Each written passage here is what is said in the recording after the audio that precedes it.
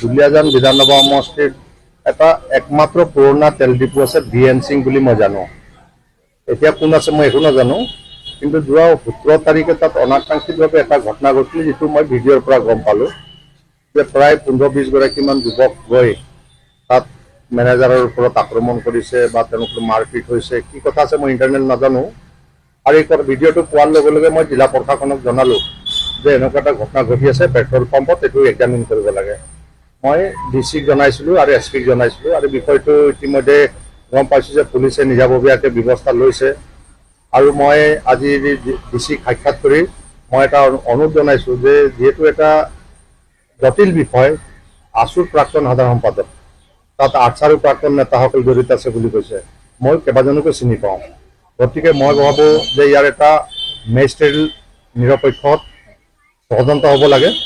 কাৰণ পুলিচৰ বিৰুদ্ধেও এতিয়া কিবা হেণ্ডকাপ লগোৱা নলগা লৈ অভিযোগবিলাক উত্থাপন হৈছে, গতিকে এইটো পুলিচে চাব।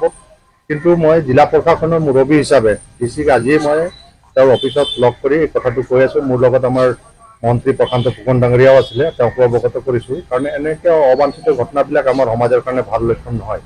যদি কিবা আইনগত বিষয় আছে, কিবা তেনেকুৱা বিষয় আছে, মই কৈছোঁ ডিচিয়ে এটা টেক আপ কৰিব লাগে। আৰু যিসকলৰ যদি কিবা কমপ্লেইন আছে বা তেনেকুৱা ধৰণৰ বিষয় আছে বা এই ডিপুৰ এগেইনষ্টত কমপ্লেইন আছে,